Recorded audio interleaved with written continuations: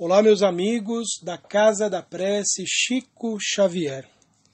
Que a paz, o amor de Jesus esteja com todos e aos nossos irmãos que nos ouvirão também por esta gravação, que todos possamos, nestes instantes, unirmos nossos pensamentos em prece, elevando o nosso pensamento a Deus, nosso Pai, a fonte eterna de todo amor, de toda bondade, de toda justiça.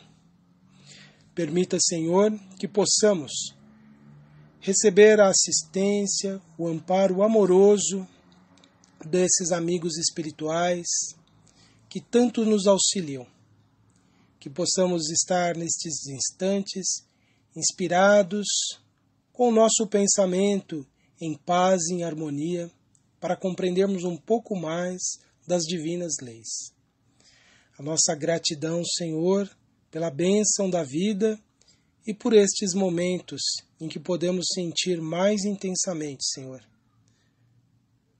a Sua presença amorosa em nossas vidas. Que assim seja, Senhor. Bem, meus amigos, eu gostaria, nesta manhã, de trazer a vocês a lembrança de algumas ideias, algumas informações que poderão ser muito úteis nesses dias em que vivemos aí tantos desafios. Muitos lembram nesses dias de medo e incertezas de orações e mensagens consoladoras de diferentes religiões. Todos buscam esperança e alívio de suas aflições. Sabemos que todas as ideias de confiança na providência divina têm seu valor, quando vivenciadas com profundo sentimento de religiosidade e reconhecimento do amor de Deus. Milhares de gerações, há milênios, superaram períodos de medo e incertezas com orações, ensinamentos e mensagens de cunho espiritual. Certamente, o Salmo 91 é um desses antigos textos que se evocam em épocas como as que vivemos, por aqueles que estão familiarizados com a mensagem de fé e proteção ensinadas pelos livros sagrados do povo hebreu. Na crença popular, é comum deixar a Bíblia aberta nesse, como em outros salmos, como forma de proteção. Quando fui reler a antiga Bíblia de minha mãe, era das páginas mais amareladas e com um pouco de pó na junção das páginas, sinal de que esteve protegendo, entre aspas, a casa por um bom tempo. Bem, esse era um costume que os antigos tinham de imaginar que o livro aberto neste Salmo 91 ou em outro pudesse trazer alguma proteção. Nós sabemos que, na verdade, a proteção ela não provém dos objetos materiais, ela não provém de um amuleto, ou mesmo de que a Bíblia esteja aberta numa mensagem ou em outra. A nossa proteção, ela depende, do ponto de vista espiritual, de fatores que são imateriais. O livro dos Salmos é uma compilação realizada pelo rei Davi, que viveu cerca de 1000 anos aproximadamente antes de Jesus. É uma coletânea de orações, com súplicas, louvores e afirmações de fé de épocas anteriores a ele, e inclui as suas próprias orações. Muitos atribuem a Abraão, Moisés e outros mestres do povo hebreu a autoria dos diversos salmos que foram reunidos pelo rei Davi. Conheçamos um pouco o Salmo 91. Aquele que habita no esconderijo do Altíssimo, à sombra do Onipresente, descansará. Direi do Senhor: Ele é o meu Deus, o meu refúgio, a minha fortaleza, e nele confiarei. Porque ele te livrará do laço do passarinheiro e da peste perniciosa. Ele te cobrirá com as suas penas e debaixo das suas asas te confiarás. a sua verdade será o teu escudo e broquel. Não terás medo do terror de noite, nem da seta que voa de dia, nem da peste que anda na escuridão, nem da mortandade que assola ao meio-dia. 1000 cairão ao teu lado, e 10.000 à tua direita, mas não chegará a ti. Vemos que é uma grande afirmação de fé e confiança na proteção divina, com muitos elementos e figuras próprios de uma época e que revelam as crenças que o seu autor tinha. Alguns acreditam que o laço do passarinheiro é uma figura que representa os obstáculos de natureza espiritual criados pelo anjo rebelado Lúcifer, o opositor de Deus. Desde épocas remotas, muitos acreditam num confronto entre o bem e o mal, em que a humanidade está em meio a uma luta entre Deus e Satanás, entre o bem e o mal. A ideia de uma batalha espiritual está no discurso da maioria dos pregadores que seguem os preceitos judaico-cristãos. Não concebemos a ideia como aceitável em admitir que Deus tenha criado algo que se voltaria contra ele, comprometendo a existência de suas demais criaturas. Qual a diferença entre o mal e o ser que o criaria, sabendo dos problemas que ele causaria a milhões de seus filhos? Ainda que se diga que o fez para atingir seus propósitos, continua uma ideia indigna daquele que é a fonte eterna de todo amor e sabedoria. O que nos interessa em trazer essa questão é compreender o nascimento dessa crença. Muitos se sentem infelizes e não realizados, pois imaginam que forças maléficas os atormentam e perseguem.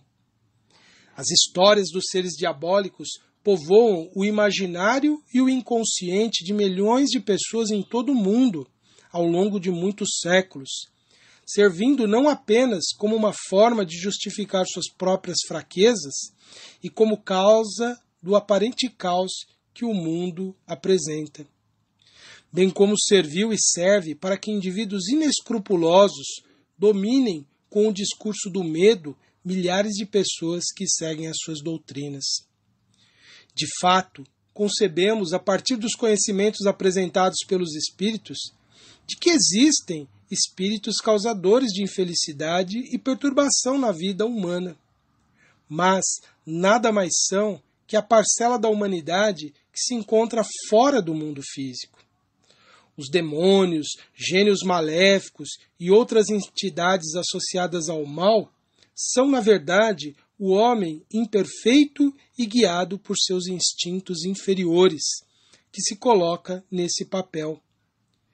Muitos espíritos assumem essas personalidades diabólicas por se identificarem com a maldade que tipifica esses seres do imaginário ou por desejarem os seus poderes, em razão de suas vaidades. Mas a sabedoria divina os corrige em tempo certo, os fazendo avançar através das inumeráveis reencarnações, que se tornam as oportunidades de transformação a que todos os filhos de Deus estão inexoravelmente atados. Alguém se lembrará certamente da narrativa do Evangelho em que Jesus é tentado pelo diabo. Ela está lá no Evangelho de Mateus, no capítulo 4, nos versículos 1 a 11, como um argumento da existência desse ser. E é inquestionável que, até a Terra ser promovida a um mundo de regeneração, existirão espíritos que, enlouquecidos pelo poder e pela ganância, afrontarão mesmo os emissários mais sublimes.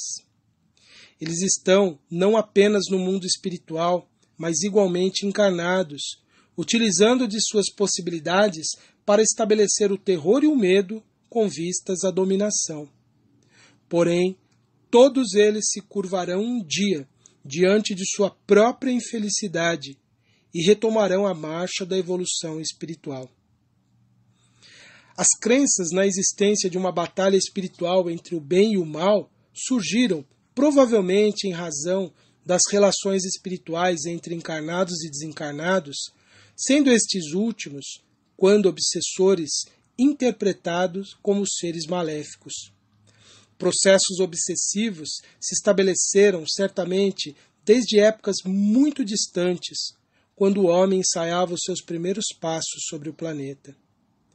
A incompreensão de fenômenos naturais com impacto destrutível também teve sua contribuição na aquisição da crença na luta entre o bem e o mal, pois naturalmente após um desastre natural, a vida volta a se desenvolver e ocupar os espaços, renovando a paisagem e dando novas oportunidades a outros seres de se desenvolverem. O espírito André Luiz nos apresenta uma significativa explicação também sobre a origem dessa crença do homem primitivo sobre a existência do mal, em sua obra Evolução em Dois Mundos, no capítulo 10. Lá André Luiz escreveu assim: o sol propicia-lhe a concepção de um Criador, oculto no seio invisível da natureza, e a noite povoa-lhe a alma de visões nebulosas e pesadelos imaginários, dando-lhe a ideia do combate incessante em que a treva e a luz se degladiam. É importante lembrarmos em nossas reflexões que grande parte dos espíritos encarnados nos primeiros povos eram degredados de Capela, um planeta distante que mandou para a Terra inúmeros espíritos muito comprometidos em seus erros e que renasceram aqui ou que nasceram no mundo nas famílias do homem primitivo. E certamente esses espíritos trouxeram em seus inconscientes sistemas de crenças que passaram a compor suas concepções religiosas sobre o combate entre o bem e o mal, que passaria com as gerações futuras a compor os ensinamentos de três grandes religiões monoteístas, judaísmo, cristianismo e islamismo, que em seus ensinamentos destacam fortemente a presença do diabo. Muitos dentre nós carregam fortemente em seus inconscientes essas crenças, que afloram periodicamente em momentos de confronto com antigos adversários de outras vidas ou com espíritos perturbadores, identificando-os rapidamente como seres malignos de suas crenças de vidas passadas. A predileção do público por filmes e séries que retratam seres maléficos se explica, em parte, pelas crenças mais antigas que jazem na memória mais profunda de milhares de encarnados. Alguns atribuem as calamidades e as dores pelas quais passam a humanidade como obra desses seres. Outros ainda dirão que o mal domina as ações humanas, determinando o sofrimento e a maldade com que muitos agem. No entanto, necessitamos considerar, fundamentados na mensagem de Jesus, que o mal procede do coração do homem. Está registrado no Evangelho de Marcos, no capítulo 7, dos versículos 20 ao 23. Palavras que Jesus disse: o que sai do homem, isso contamina o homem. Porque do interior do coração dos homens saem os maus pensamentos, os adultérios, as fornicações, os homicídios, os furtos, a avareza, as maldades, o engano, a dissolução, a inveja, a blasfêmia, a soberba, a loucura. Todos estes males procedem de dentro e contaminam o homem. O momento que passamos é interpretado por alguns como o início das grandes dores que deflagrarão uma guerra de proporções aterradoras entre o bem e o mal. De fato, vivemos um momento de muita dor e sofrimento, experimentado de modo diferente e até indiferente por milhões de pessoas em todo o mundo. Trata-se sim de uma grande batalha, mas não entre forças que levarão à perdição uma parcela da humanidade. O conflito já está instalado no coração do homem desde que se tornou responsável por seus atos. O que observamos de infelicidade e imperfeição decorre da própria natureza humana inferior, que muitos não se esforçam por educar e sublimar. A batalha se passa entre nossas imperfeições e o anseio que temos pela felicidade que, intuitivamente, sabemos existir, mas que é inconciliável com os interesses egoístas que nos movem. As ideias expressas nas antigas lições das respeitáveis crenças do passado devem ser ressignificadas na atualidade.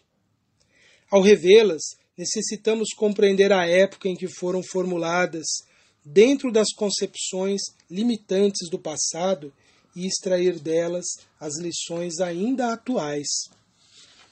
Nessas antigas lições, como o Salmo 91, encontramos solidamente estabelecida a confiança incondicional em Deus que seus autores vivenciaram. Essa foi uma das grandes contribuições do pensamento religioso do povo judeu para toda a humanidade. O Espírito Emmanuel nos diz, no livro A Caminho da Luz, no capítulo 7, todas as raças da terra devem aos judeus esse benefício sagrado, que consiste na revelação do Deus único, Pai de todas as criaturas e providência de todos os seres.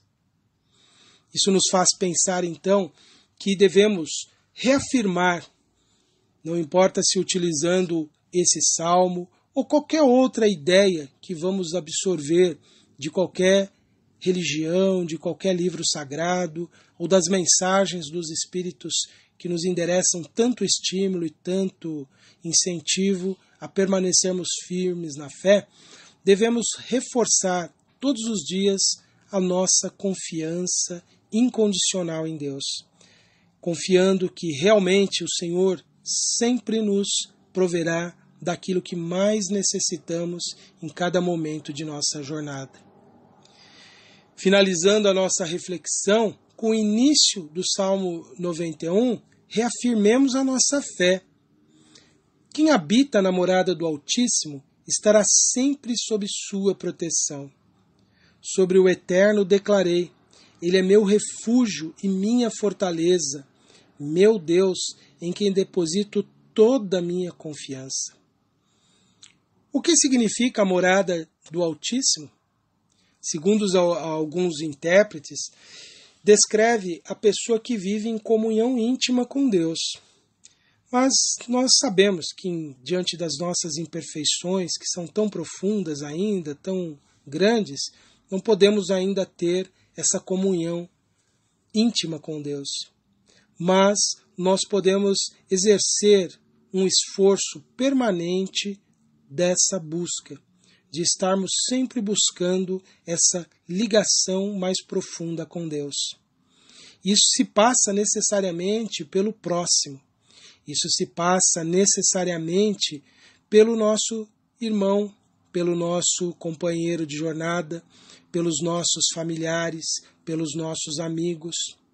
Não podemos jamais esquecer que quando perguntaram a Jesus o maior mandamento da lei, logo após dizer que era amar a Deus acima de todas as coisas, amar ao próximo era algo semelhante a amar a Deus. Jesus nos deu a fórmula perfeita, da forma mais objetiva, mais racional, mais lógica de exercermos a lei de adoração. Como amar a Deus sem amar o próximo? Como buscarmos essa comunhão íntima com Deus sem buscarmos uma comunhão fraterna com todos que compartilhamos a existência? Se nós quisermos realmente essa proteção do Altíssimo, devemos estar procurando agir dentro desse critério de proteger, de cuidar, de amar não somente a nós mesmos, mas também ao nosso próximo.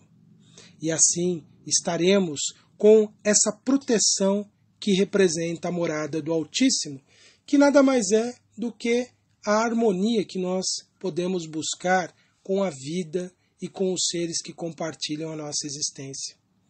Estaremos na morada do Altíssimo quando nós estivermos vivenciando as suas leis, seguindo os preceitos, os ensinamentos que nos encaminha para uma vivência de amor, de caridade, de realização do bem, não somente por nós, mas por todos os seres que nos cercam. Poderíamos pensar, e as pessoas que não buscam Deus estão desprotegidas do seu amor? Estão longe dessa ação protetora da providência divina? Isso nos faz lembrar a questão 963 de O Livro dos Espíritos. Nesta questão, Allan Kardec questionou os espíritos assim: com cada homem individualmente, Deus se ocupa? Não é ele muito grande e nós muito pequeninos para que cada indivíduo em particular tenha, a seus olhos, alguma importância? E os sábios espíritos responderam assim: Deus se ocupa com todos os seres que criou, por mais pequeninos que sejam. Nada para sua bondade é pequeno demais. Isso nos faz pensar que todos os seres que são criação divina, são por isso mesmo muito grandiosos. E todos merecem o nosso amor, o nosso cuidado, a nossa proteção. Isso nos faz pensar o quanto nós precisamos desenvolver em nós essas qualidades do amor, do entendimento, da fraternidade, do cuidar que nós precisamos exercer em todas as nossas ações. Somente assim nós estaremos ampliando a nossa possibilidade de receber esse auxílio divino, essa proteção. É quando nós estamos nessa perfeita harmonia com os objetivos das leis divinas, que é criar entre os seres uma grande lei de solidariedade, de amor, de fraternidade. Isso nos leva a pensar o quanto nós precisamos reformular as nossas concepções sobre as diferentes pessoas que nós conhecemos e sobre o papel de cada ser na natureza. Somente quando nós sentirmos por cada pessoa e também pelos nossos irmãos menores, os animais e outros seres que compartilham o mundo, um profundo sentimento de respeito, de piedade, de compaixão, é que nós estaremos realmente, totalmente entregues a essa grande e extraordinária harmonia que existe no universo. Até lá nós seremos os seres rebelados, indecisos, temerosos, mas quando nós atingirmos esse estágio, nós sentiremos tão fortemente a presença divina em nossas vidas, que nada nos amedrontará, que nada será suficiente para nos deter a ação.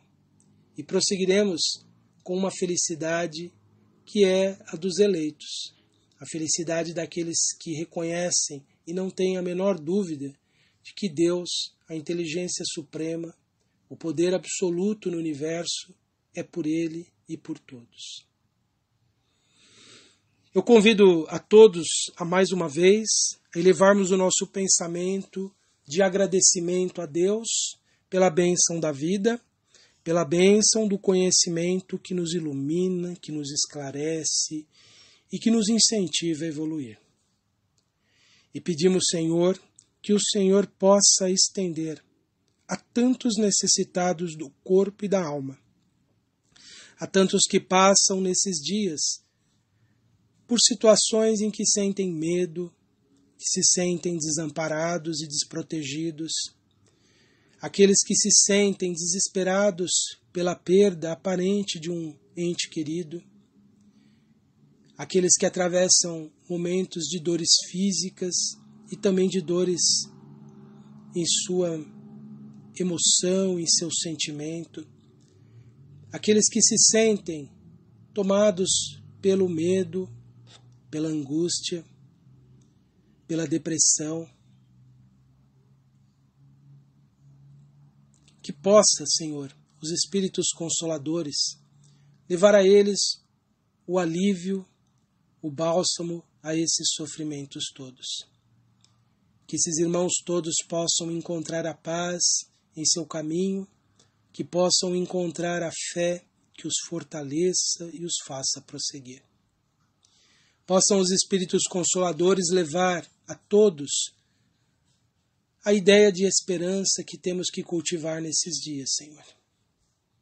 Também aos nossos irmãos que estão vivenciando seus últimos momentos na Terra e que em breve chegarão ao mundo espiritual, que eles possam ser recebidos, Senhor, pelas equipes amorosas, que eles possam se sentir acolhidos e confortados. A todos aqueles que trabalham incansavelmente pelo bem, Senhor, também nós pedimos em nossa oração que o Senhor possa abençoá-los e fortalecê-los, que eles possam prosseguir em sua jornada com muita coragem, com muita firmeza, que também eles possam receber o auxílio que necessitam.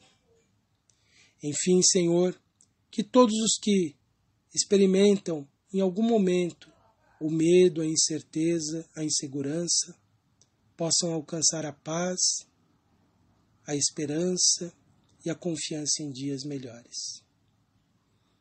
A Mãe Santíssima, elevemos a nossa prece. Ave Maria, cheia de graça, o Senhor é convosco. Bendita sois vós entre as mulheres, bendito é o fruto do vosso ventre, Jesus.